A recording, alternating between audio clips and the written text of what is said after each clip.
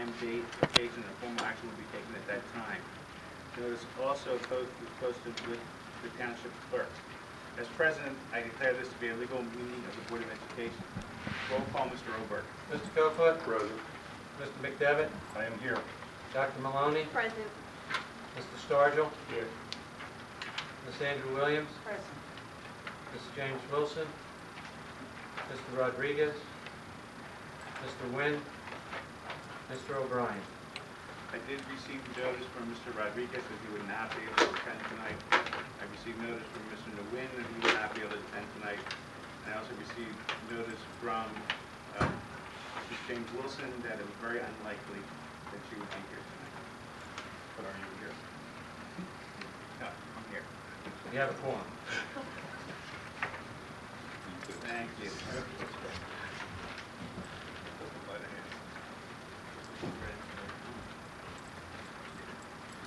Public comment, agenda items only. The Pennsauken Township Board of Education recognizes that the schools are concerned of all members of the community. With this in mind, the Board of Education welcomes and solicits input from the public during the regular monthly business meetings. Members of the community are afforded an opportunity to express their views. It does, however, respectfully suggest that citizens attempt to resolve concerns by speaking directly to school administrators before bringing it to the board. Individuals with a relevant interest in the functions or duties of the board are invited to speak a maximum of 5 minutes on any one issue. They are required to give your name and address before speaking. Donna Zuba, 7665 Weatherall Avenue. My first question is to Mr. Osberg. With the new layout of the way we're paying the bills, Actually, I'm sorry, for Mr. Osberg, yeah. The new way that we're paying the bills, where the total won't be listed tonight, but it will be listed next week. Do you follow what I'm saying? What we'll be doing is, we're talking specifically with regard to the Secretary's report and the Treasurer's Correct. report will not be brought forward to the board until the regular meeting. Correct.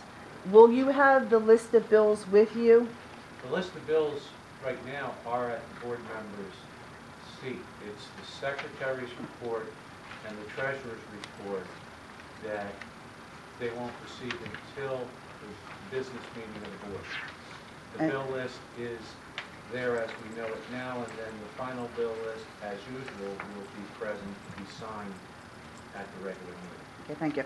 On item number 10, with the Spiesel, this is for the kitchen service line reconfiguration at the high school. One of the previous high school students had asked me a question I told him I would ask tonight. Is this based on the design that the high school students had done 2 years ago or 3 years ago that we had to, do you know the one that they did in the architect? I remember that was not for the serving line, that was for the cafeteria itself. And the serving line, you know. Those walls and Yeah. things like that. But I don't think so. I think this is just based on replacing the equipment that was in the serving line. But Mr. Oberg, I know you don't have the history. The design of it is to expand the area where the children are able to go through, make it more easily accessible for them. Correct. To switch the position of the registers so that there's a common point coming out, as well as to improve the equipment that's there in terms of the pass-through refrigeration, the pass-through heating units. It is not a redesign of the cafeteria area itself. Okay, but the wall will still be there? I can't. Which wall? Well, you have to go through, it's walled off with double doors, and then you go into the Yes, serving line. but it's not a double set of doors. What it is, you now have a single door when you're coming through, and then you're So you going come out. Okay, so okay, so Probably somewhat of that. and I'm sorry that I'm asking these questions because unfortunately the agenda I didn't get until tonight. Number 23. I'm sorry. That's not the right one. 53, I think it is. 55. The harassment policy that we're going to be adopting. It says the one that adopted on September 25th, 2003. The one that we're going to adopt next week. Will that be the one that the state has mandated as of September 1st, the latest and greatest? And, Yes. Okay. And will that policy be for public knowledge next week that we can have a copy? Accessible to you. Mr. Monroe is here tonight. He will give a thumbnail description of what's in that policy. He's because of its breadth. Correct. But will you be putting that on the website so that we can access it as parents?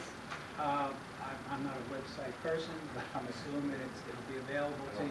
That's your job. I do my job, it's not my job to put it on there. It's your job to tell somebody else. It'll be- Designate somebody. Just replace the current one on the website. Yeah, it'll be on the website, whatever we do. Okay.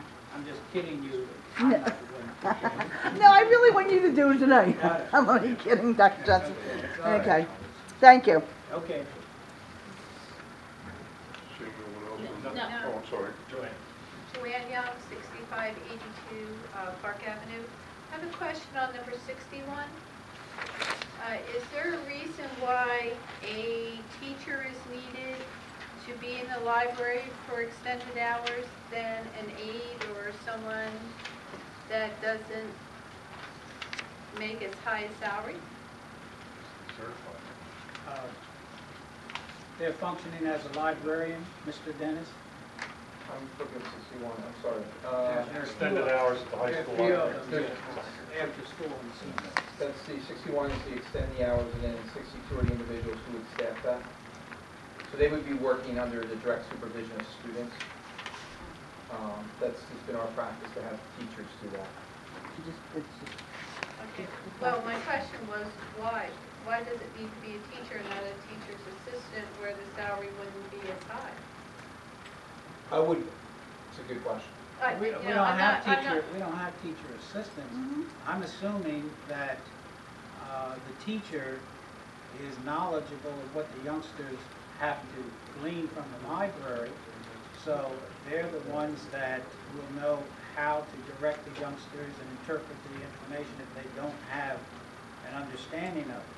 That's what I would see these teachers functioning in there. And we also don't, we also don't have the educational assistants alone with the students. So when we have EAs in the classroom, You have to have a teacher. You have to have a certified person. Okay, that's what I was asking. But, I was sure there was some reason, but I was just curious. and You the never know about it until you ask. And the other part, a lot of that also is not just library supervision, they actually serve as good cross selection, there's a lot of tutoring that goes on Okay. there also. So Okay. that does happen a lot there also. Okay, thank you. You're welcome. Anyone else? Seeing no one, make a motion for public statement. Second. Motion and second, all in favor? Aye. Opposed? Approve that passed unanimously. Thank you, sir. And move on to the report of the board solicitor. If you don't have There, it, there is no report. Good report. for the committees of the Board of Education. Mr. President, if I may. Was looking over the district's website the other day, and I noticed that a number of our departments and schools over the summer have taken the opportunity to put up some new websites. In particular, the high school English department will put up a new website over the summer. A lot of valuable links on there for parents and for students, for resources. Mr. Lewis's website, that covers both his Franklin School and his Longfellow School, and on each website he has, or on his website for each school, he has a directory of all staff in each school with links to each teacher's individual website. Again, a lot of good resources there for parents and students. And unfortunately, neither Carson nor Baldwin School were finalists in the Big Lots to Give contest. But I want to congratulate them for their effort, and I hope that if the Big Lots does it again next year, that more schools participate and we'll have a little bit better success. The Public Relations Committee, Mr. Rodriguez and myself met with Dr. Johnson a few weeks ago. Among the items we discussed were better postings of available jobs in the district. It was suggested that in addition to the current postings that we do, we post on the bulletin board outside the entrance to the municipal building and also in the library, in the lobby of the library. I think they're two very visible spots, and it'll just be a better opportunity for us to get the word out there when there's openings, and hopefully we'll have more Pennsauken residents applying for those. We also discussed the district's current mission statement. It was the consensus that it needs to be redone. What's on there now, if you research mission statements and vision statements, what's on there now is more of a vision statement. A mission statement should be a short, concise statement of the mission of the Pennsauken School District. What we'd like to do and suggest that if anyone has a suggestion for a new mission statement, that they forward those to Dr. Johnson, and the committee will meet in the future, review them, maybe take, if there's a good piece of A and a good piece of B and a good piece of C, and take and meld them together, and then come back to the board with a recommendation for a changed mission statement.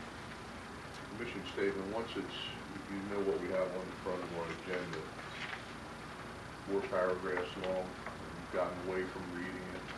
If we have a short, concise mission statement that defines the mission of the school district, that should be publicized. We should have posters made up. It should be in hallways in the schools, on our website, on any, almost become part of the letterhead of the school district, so that people know what our true mission is and how we feel about education in this district. Again, anyone, and that's not only board members, members of the public that might have suggestions, please forward to Dr. Johnson, and the committee will get together and we'll look at it. Is that a fair Excellent. summary? I would like to respond to a degree, if I may, Mr. President. Sure. Excuse me. Again, I appreciate your recognizing good things that are going on. That's something I'm going to implement when I have administrators meetings. They're going to have to tell us something good that happened that month. There's a great deal of good things happen in the school district, and we need to say it. I just think it's safe. So that's one thing I'm taking from you. Big Lot. I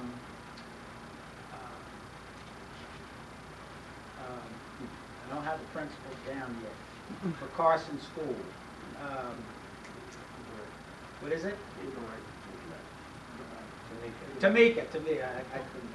Anyhow, she did receive a check from Big Lot. I believe it was a Yeah, that may have been, I think that was from the sale they had before, where you went in.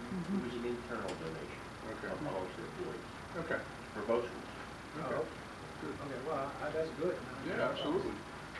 Mission statement, as Mr. Kofod indicated, and I will be talking to the principals for a suggestion, and I would, when the committee meets, that we let the new superintendent be a part of that process, Absolutely. because, and I know you would agree with that, but that's one thing I wanted to state. Also, we talked about some changes as far as the paper is concerned. I had a meeting with Mrs. Slater, Mrs. Slater, about the color. She's going to talk to the person about that. I think you may have said you were going to check with someone, but she's, very happy with the consideration. Talked about the kind of features, alumni statement, so we explored some of that, which I'll report at the meeting, but I wanted you to know that I had met with her, and she's amenable to the kinds of things that we talked about in the committee meeting.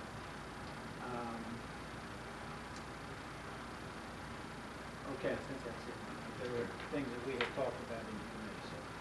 Just to elaborate on, and I did miss that, I apologize, but thank you for bringing it up. We did talk about the pages in the newspaper, and we have a banner across the top. We have a large space up there that's blank. Let's use it. That's where my thought is, when we have our mission statement, maybe that's where the mission statement goes. A little bit better, a more attractive layout of where the articles have gone, so that it's a little bit more user-friendly and attracts people to it, rather than being all black and white covering the whole page and space between the articles and so forth. We talked about, too, also the possibility of a small section maybe being dedicated for the alumni, just alumni.